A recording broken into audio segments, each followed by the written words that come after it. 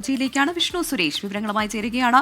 വിഷ്ണു, എന്താണ് മധ്യ കേരളത്തിലെ സാഹചര്യം? കൊച്ചിയിലൊക്കെ ഇന്നലെ മുതൽ ഇടവിട്ടുള്ള മഴയുണ്ട്, ശക്തമായ മഴ തന്നെ പെയ്യുന്നുണ്ട്. എങ്ങനെയാണ് നിലവിലെ സാഹചര്യം?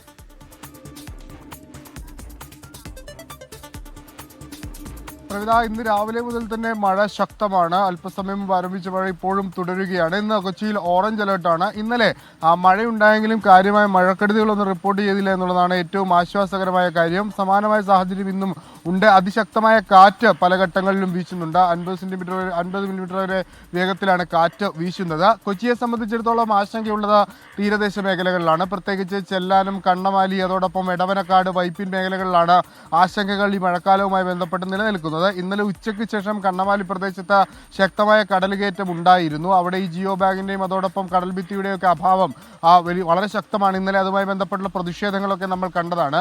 ഒരുപക്ഷെ ഇന്ന് ഉച്ചയ്ക്ക് ശേഷവും സമാനമായ രീതിയിൽ കടലടിക്കാനുള്ള സാധ്യതയുണ്ട് എന്നാണ് മനസ്സിലാകുന്നത്. കടൽ തീരത്ത് താമസിക്കുന്ന ആളുകൾക്ക് കൃത്യമായ ജാഗ്രതാ നിർദ്ദേശങ്ങളൊക്കെ നൽകിയിട്ടുണ്ട്. ഏത് ഘട്ടത്തിൽ വേണമെങ്കിലും അവിടെ ഈ ദുരിതാശ്വാസ ക്യാമ്പുകൾ തുറക്കുന്നതിന് വേണ്ടിയുള്ള സജ്ജീകരണങ്ങളും ജില്ലാ കളക്ടറുടെ നേതൃത്വത്തിൽ തയ്യാറാക്കി കഴിഞ്ഞിട്ടുണ്ട്. ഒപ്പം എറണാകുളത്തിന്റെ മലയോര മേഖലയെ പ്രത്യേകിച്ച് കുട്ടമ്പുഴ, കോതമംഗലം, ഹൈറേഞ്ച് മേഖലകളിലൊക്കെയാണ് ആശങ്കകൾ നിലനിൽക്കുന്നത്. അവിടെ മരം കടപുഴകി വീഴുന്നതും മണ്ണിടിക്കൽ സാധ്യതകളും ഒക്കെ കൂടുതലാണ്. അതുകൊണ്ട് യാത്ര ചെയ്യുന്ന ആളുകളോട് പരമാവധി ജാഗ്രത പുലർത്തണമെന്ന് നിർദ്ദേശം നൽകിയിട്ടുണ്ട്.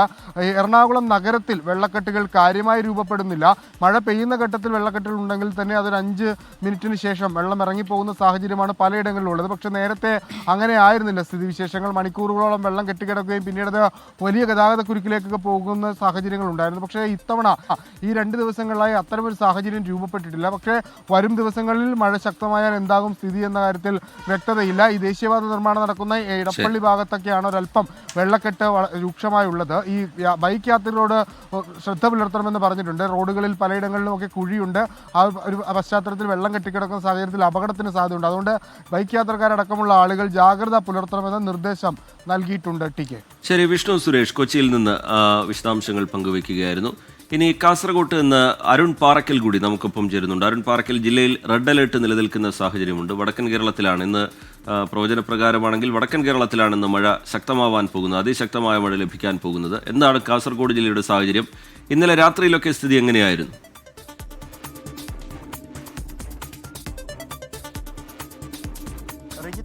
ഇന്നലെയും ഇന്നുമായി കാസർഗോഡ് ജില്ലയിൽ റെഡ് അലേർട്ടാണ്. പക്ഷേ ഇന്നലെയും കാര്യമായ മഴ ലഭിച്ചിട്ടില്ല. ഇന്നിപ്പോഴും മഴയ്ക്ക് ശമനമുണ്ട്. കാര്യമായ മഴയൊന്നും പെയ്യുന്നില്ല. ഇന്നലെ രാത്രി ചെറിയ തോതിലുള്ളൊരു ചാറ്റൽ മഴ മാത്രമാണ് ജില്ല നഗരത്തിലൊക്കെ തന്നെ ലഭിച്ചിരിക്കുന്നത്. മലയോര മേഖലയിൽ ഇന്നലെ വൈകിട്ട് നല്ല ശക്തമായ മഴയുണ്ടായിരുന്നു. ആ ഘട്ടങ്ങളിൽ പരപ്പ, കള്ളാർ പ്രദേശങ്ങളിലൊക്കെ തന്നെ ചെറിയ നാശനഷ്ടങ്ങളുണ്ടായി. ഒരു വീട്ടുമതിൽ ഇടിഞ്ഞു, മരം വീണ് HD ലൈൻ തടസ്സപ്പെടുന്ന സാഹചര്യമൊക്കെ ഇടത്തോടുണ്ടായി. അല്ലാതെ മറ്റ് അനിഷ്ട സംഭവങ്ങളൊന്നും തന്നെ ഇതുവരെയും റിപ്പോർട്ട് ചെയ്തിട്ടില്ല. ഇന്നലെ രാവിലെ മഞ്ചേശ്വരത്ത് നല്ല മഴയുണ്ടായിരുന്നു. കടൽ തീരത്തൊക്കെ ശക്തമായ കാറ്റ് ആഞ്ഞു വീശുന്ന ഒരു സാഹചര്യമുണ്ടായിരുന്നു. ഇപ്പോൾ നിലവിൽ ജില്ലയിൽ എല്ലാ ഭാഗങ്ങളും ശാന്തമാണ് എന്നാണ് നമുക്ക് മനസ്സിലാക്കാൻ കഴിയുന്നത്. മഴ ഇതുവരെയും പെയ്തിട്ടില്ല. പക്ഷേ റെഡ് അലേർട്ട് നിലനിൽക്കുകയാണ്. വിനോദസഞ്ചാര കേന്ദ്രങ്ങളിൽ നിയന്ത്രണങ്ങൾ, അത് ജില്ലാ ഭരണകൂടം ഏർപ്പെടുത്തിയ നിയന്ത്രണങ്ങൾ ഈ റെഡ് അലേർട്ട് ദിവസം ഇന്നും അതേപോലെ തന്നെ തുടരുകയാണ്.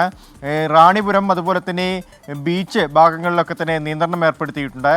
മറ്റൊന്ന്, ജില്ലയിൽ ആശങ്കയുള്ള ഭാഗം എന്ന് പറയുന്നത് ഈ ദേശീയപാത കടന്നു പോകുന്ന പ്രദേശങ്ങളിലാണ്. ബേവിഞ്ച, ചട്ടഞ്ചാൽ, വീരമലക്കുന്ന്, മട്ടലായിക്കുന്ന് എന്നീ പ്രദേശങ്ങളിലൊക്കെ തന്നെ ആശങ്ക ഇപ്പോഴും നിലനിൽക്കുകയാണ്. അവിടെ നിന്ന് ആളുകളെ മാറ്റിപ്പാർപ്പിക്കാനുള്ള നടപടിക്രമങ്ങൾ ജില്ലാ ഭരണകൂടം കൈക്കൊണ്ടിട്ടുണ്ട്. ഏതെങ്കിലും രീതിയിലുള്ളൊരു അപകട സാധ്യത അത്യാവശ്യ ഘട്ടങ്ങൾ ഉണ്ടെങ്കിൽ ആളുകളെ മാറ്റിപ്പാർപ്പിക്കാനുള്ള തയ്യാറെടുപ്പുകൾ ഇതുവരെ നടത്തിക്കഴിഞ്ഞു. സജ്ജീകരണങ്ങളൊക്കെ തന്നെ ഒരുക്കി കഴിഞ്ഞു. അപ്പോൾ അത്തരത്തിലുള്ള കാര്യങ്ങളൊക്കെ തന്നെ ജില്ലാ ഭരണകൂടം നോക്കുന്നുണ്ട്. മറ്റൊരു കാര്യം പറയുന്നത് ഈ ഡ്രൈനേജ് സംവിധാനം കാര്യക്ഷമമല്ല എന്നൊരു പരാതി നേരത്തെ തന്നെ ഉയർന്നിരുന്നു. ഇപ്പോൾ ഈ ബേവിഞ്ച പ്രദേശങ്ങളിലൊക്കെ തന്നെ കാര്യങ്കോട് പാലം, ബേവിഞ്ച, ചെർക്കള ടൗൺ എന്നീ ഭാഗങ്ങളിലൊക്കെ തന്നെ ഈ ഡ്രൈനേജ് സംവിധാനം അത് കാര്യക്ഷമമാക്കാനുള്ള നടപടിക്രമങ്ങൾ ജില്ലാ ഭരണകൂടം ആരംഭിച്ചിട്ടുണ്ട്. മറ്റ് അനിഷ്ട സംഭവങ്ങളൊന്നും തന്നെ ഇതുവരെയും റിപ്പോർട്ട് ചെയ്തിട്ടില്ല. പ്രവിധ, റിജിത്ത്.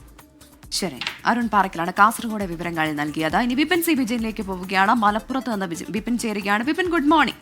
വിപിൻ, മലപ്പുറം എന്ന് പറയുമ്പോൾ ഇപ്പോൾ ഓർമ്മ വരുന്നത് പ്രത്യേകിച്ച് ദേശീയപാതയുടെ പണിയുമായി ബന്ധപ്പെട്ട് ഉള്ള മണ്ണിടിച്ചിൽ, ഇതുമായി ബന്ധപ്പെട്ടുള്ള ആശങ്കകൾ, ഇതൊക്കെയാണ്. മലപ്പുറത്ത് എത്രത്തോളം മഴ റിപ്പോർട്ട് ചെയ്യുന്നുണ്ട്? റെഡ് അലേർട്ടാണെന്ന് അറിയാം, എങ്കിലും എന്താണ് നിലവിലെ സാഹചര്യം?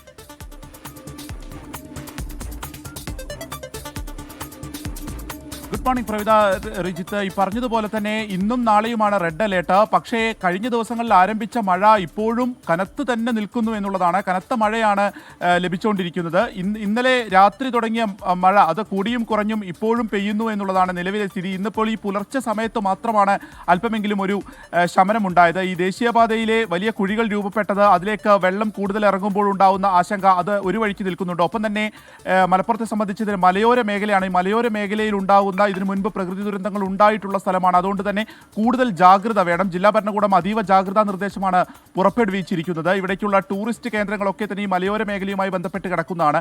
ആട്യംപാറ വെള്ളച്ചാട്ടം, കേരളക്കുണ്ട് വെള്ളച്ചാട്ടം ഒക്കെ ആ പ്രദേശങ്ങളിലേക്കൊക്കെ പോകുന്നതിന് കർശനമായിട്ടുള്ള വിലക്കുണ്ട്. ഒപ്പം തന്നെ നിലമ്പൂർ വഴി നാടുകാണി ചുരം വഴി തമിഴ്നാട്ടിലേക്ക് കയറുന്ന ഒരുപാട് വിനോദസഞ്ചാരികളൊക്കെ ഉണ്ട്.